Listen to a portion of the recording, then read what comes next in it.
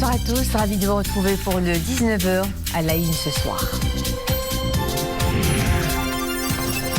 Depuis 6 semaines, le Maroc est entré dans la phase de transmission communautaire avec un pic attendu dans les prochains jours. Tous les indicateurs sont au rouge, le R0, le taux de positivité, le nombre des décès et des cas de réanimation. Plus que jamais, la situation se dégrade et la vigilance est les plus requise. Dans ce tableau noir, un point lumineux, l'accélération de la campagne vaccinale partout dans le pays. Un processus qui se digitalise avec le lancement mercredi dernier du vaccinodrome de Noissal, unique en son genre au niveau du royaume. Retour triomphal au pays de l'athlète Sophia El Brkali après le sacre des 3000 mètres steeple au JO Tokyo. El Brkali a offert l'or au Maroc et devient l'un des plus grands coureurs de la discipline. À l'aéroport Rabat Salé, le champion est accueilli en grande pompe. Toujours pas de visibilité sur la fin d'une pandémie inédite. Au Maroc, tous les indicateurs sont au rouge. La situation se dégrade, le nombre augmente à une vitesse accélérée. Le taux de positivité est passé de 4 à plus de 25% et le nombre des cas admis en réanimation ne cesse d'augmenter. Depuis son apparition au Maroc, le variant Delta s'est propagé rapidement. Il est devenu le variant dominant. Le système de santé est sous pression. Je vous propose cet éclairage sur une situation des plus critiques. Mohamed Eitleshgar et Youssef Chergui. La réanimation tente un ultime massage cardiaque. Vainement. Seuls 2% des personnes intubées survivent au virus et ils sont une cinquantaine de patients à être placés sous intubation dans les hôpitaux du Royaume. Presque 1 millier d'autres sont en détresse respiratoire, placés sous respiration artificielle. En 24 heures, plus de 200 nouveaux patients viennent grossir les chiffres des patients admis en soins d'urgence. Les morgues reçoivent chaque jour des dizaines de victimes du coronavirus. Hier, 92, un record du nombre de décès en 24 heures depuis l'apparition de l'épidémie au Maroc. Le virus se propage à une vitesse incroyable. Hier, par exemple, sur les 47 141 tests PCR réalisés, 10 609 se sont révélés positifs au Covid-19, soit un taux de positivité de près de 26%. En d'autres termes, quand vous trouvez une foule de personnes faisant la queue pour se faire tester, soyez sûr qu'au moins une personne sur 4 autour de vous est positive. Le variant Delta se propage jusqu'à 60 fois plus rapidement que les précédents variants du Covid-19. Il y a encore 1 mois et demi, le total des cas actifs ne dépassait guère les 4000. Aujourd'hui, il y a environ 72 000 cas actifs, dont plus de 1500 en état grave ou critique.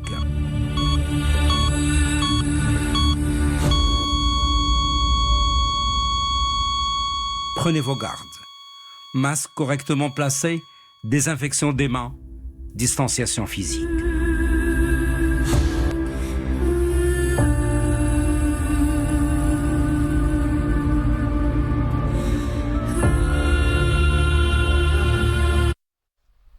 Ce dimanche encore, les chiffres de la pandémie parlent d'eux-mêmes. Près de 9000 nouvelles infections et 80 nouveaux décès. Les cas actifs sont au nombre de 73 557, tandis que les cas sévéro-critiques ont atteint 1600, dont 39 intubés. Autre chiffre, le nombre de primo-vaccinés a dépassé les 15 millions au moment où les personnes complètement vaccinées avoisinent les 11 millions. Alors que les nouvelles infections progressent à vitesse grand V, le ministère de la Santé a mis en place un vaccinodrome intégré pour accélérer la campagne vaccinale. C'est le premier du genre lancé mercredi dernier à Noissal. Son grand plus, l'enregistrement des patients, le dépistage et le suivi du rythme du processus de vaccination au quotidien. L'ensemble de ce processus sera entièrement digitalisé à travers un système de QR code. Mohamed Laroui et Oumema Ramni pour les précisions. En file indienne, ces jeunes attendent leur tour pour se faire vacciner. Nous sommes à l'entrée du premier Smart Vaccinodrome du Royaume. Ici, Tout est digitalisé. Prise de température, prise de numéro d'attente et même renseignement des informations. Aujourd'hui, c'est au tour des jeunes de 20 ans et plus. J'ai 23 ans et j'ai été notifiée par message de mon rendez-vous vaccinal. J'ai choisi de me faire vacciner dans ce centre car tout est digitalisé. C'est plus rapide. Rapidité, traçabilité des citoyens tout au long du circuit, dépistage avant la vaccination et examen médical. J'ai reçu ma première dose de vaccin dans ce centre, mais avant cela, on m'a fait un test Covid. Je pense que la vaccination est obligatoire pour se protéger et protéger les autres. اليوم الثالث منذ انطلاق العمل بهذا المركز الرقمي المندمج. Ce centre n'est ouvert que depuis 3 jours et pourtant nous avons reçu beaucoup de personnes. Cela prouve l'engouement des citoyens pour la vaccination, notamment chez les jeunes. Cela ne fait que 24 heures que les 20 ans et plus peuvent se faire vacciner et ils sont déjà très nombreux. بشكل إيجابي ارتسامات ديال المواطنين اللي توافدوا على هذا المركز. Sur une superficie de plus de 2000 mètres carrés, ce vaccinodrome numérique a pour objectif la vaccination de quelques 4000 personnes par jour, de quoi accélérer considérablement la campagne de vaccination. Et je vous rappelle que les 20 ans et plus peuvent se faire vacciner à partir de demain lundi. Place à présent à notre rubrique quotidienne qui donne la parole aux dirigeants des partis politiques dans la perspective des prochaines échéances électorales du 8 septembre. Ce soir, nous entendrons le secrétaire général du parti Unité et Démocratie.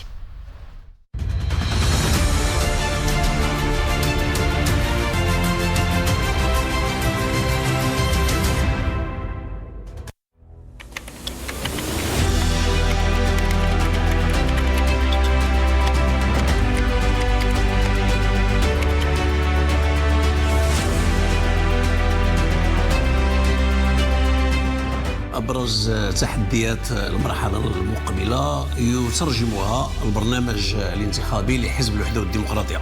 Les principaux défis que nous aspirons à relever figurent dans le programme électoral de notre parti. Il s'agit d'un programme réaliste et pragmatique, loin, très loin des promesses qui font rêver et qui sont dénuées de tout sens. Notre programme s'articule autour de 2 axes complémentaires. Le premier s'inspire des principales valeurs de notre parti, à savoir la cohésion nationale et la démocratie. La cohésion nationale qui trouve pleinement son origine dans tout ce qui nous rassemble, à savoir l'unité de croyances religieuses, la monarchie constitutionnelle et démocratique, l'unité de la terre de bout en bout, et enfin l'unité de l'être humain de façon générale, l'être humain qui y vit, avec ses différentes composantes. الذي يعيش على هذه الأرض بمكوناته المختلفة. أما إقرار الديمقراطية. Pour ce qui est de la démocratie, il est impératif que ce volet revête des dimensions politiques, économiques, sociales et culturelles, des dimensions qui sont complémentaires et interactives. Voilà pour le premier axe. Pour le deuxième axe, eh bien, il concerne les questions sectorielles. L'éducation, par exemple, nous voulons dire par là l'éducation publique. La santé, nous voulons dire par là la santé publique. Et puis la promotion de l'emploi, le développement de l'infrastructure, la lutte contre la pauvreté, la précarité et le chômage, et le développement des zones rurales.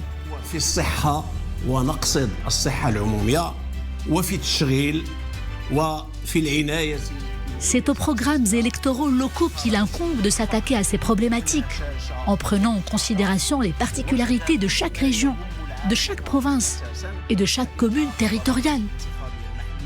هي التي ستعالج ذلك حسب خصوصيات كل جهة وإقليم وجماعة على حدة.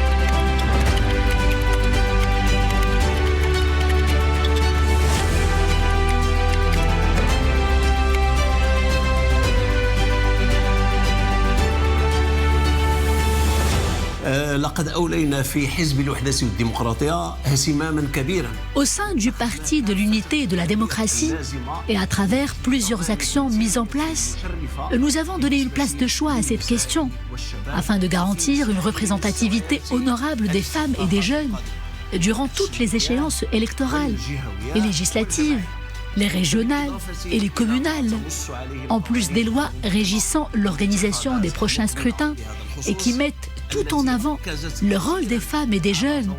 Le comité chargé des élections au sein de notre parti, le Parti de l'Unité et de la Démocratie, a également recommandé plusieurs femmes et plusieurs jeunes en leur permettant d'être des têtes de listes électorales dans plusieurs circonscriptions, des circonscriptions parlementaires, régionales et communales. Et c'est un honneur et une fierté pour notre parti, surtout que ces femmes et ces jeunes sont des cadres respectables, de vrais militants au sein du Parti de l'Unité et de la Démocratie.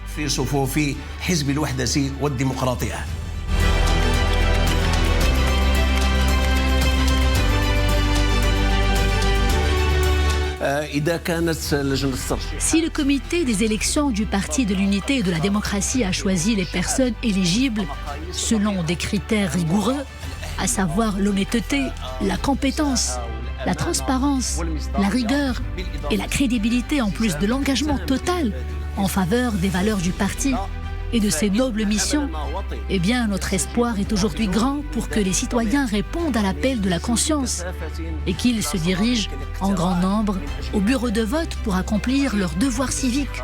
Et cela en choisissant ceux qui sont à leurs yeux les bons candidats pour servir les intérêts supérieurs dans notre pays.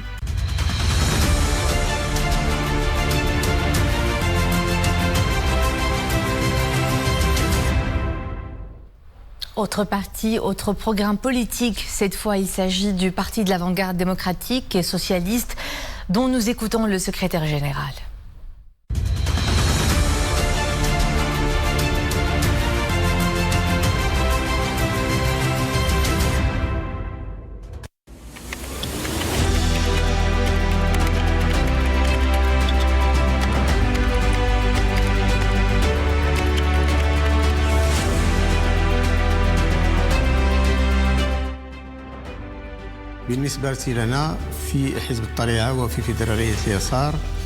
Nous concernant au Parti de l'Avant-Garde et à l'Alliance de la Gauche, le Maroc traverse une période difficile à l'instar des autres pays du monde, en raison des grandes répercussions dangereuses de la pandémie sur tous les secteurs et en particulier les secteurs à caractère social.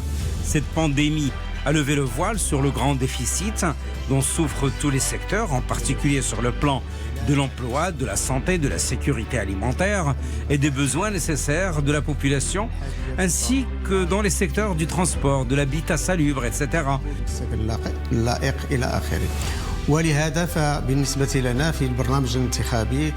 C'est pour cela que dans notre programme électoral, nous traitons de tous les sujets qui constituent le centre d'intérêt des citoyennes et des citoyens.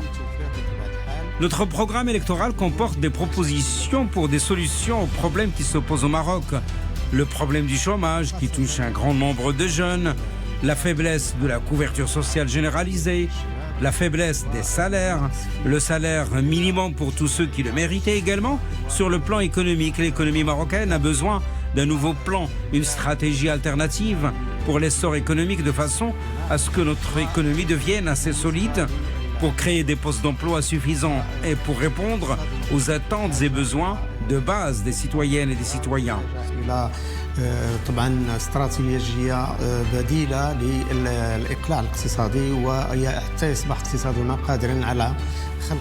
Dans ce cadre, notre programme électoral comporte évidemment de nombreuses propositions et actions dans tous les secteurs, aussi bien au plan politique et constitutionnel, ou au plan des droits humains et des libertés publiques, ou encore au plan économique et social, culturel et de l'environnement. Nous aspirons à un développement économique et social intégré et pérenne qui protège l'environnement et qui garantit tout ce que nécessite une vie digne pour tous les citoyennes et tous les citoyens. أو كذلك على مستوى الثقافي وعلى مستوى البيئة لأننا نتوخى من طبيعة الحال بناء تنمية اقتصادية واجتماعية شاملة ومستدامة تحافظ على البيئة وتضمن من طبيعة الحال تلبية كما قلنا جميع متطلبات العيش الكريم لجميع المواطنين والمواطنات.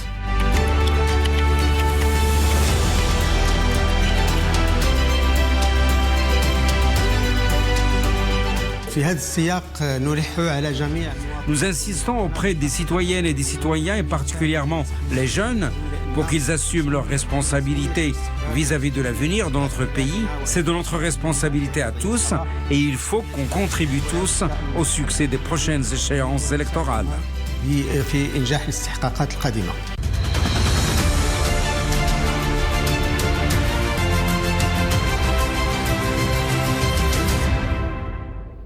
Après une course sensationnelle, le jeune athlète Soufiane El Bqali est devenu champion olympique du 3000 mètres steeple au JO Tokyo. Une performance historique qui lui a permis d'offrir une médaille d'or au Maroc.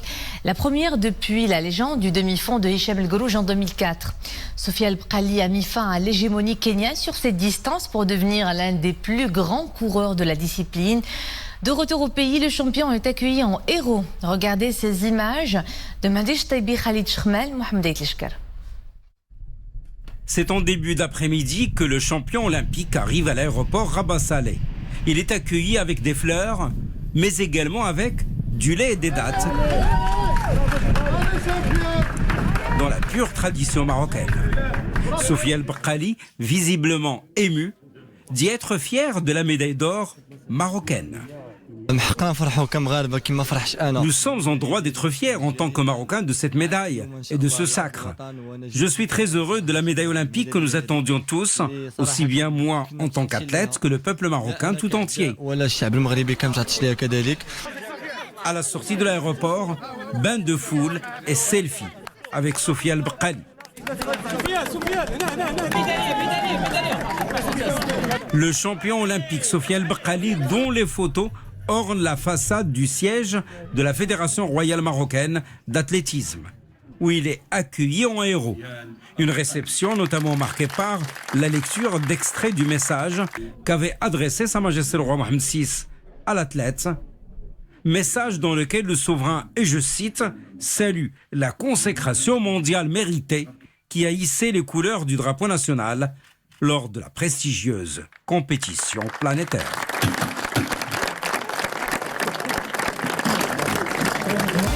Pour finir, l'observation du croissant lunaire du mois de Muharram qui coïncidera avec l'avènement du Nouvel An de l'Hégire 1443 se fera demain lundi 29 du mois de Dhul Hijja 1442.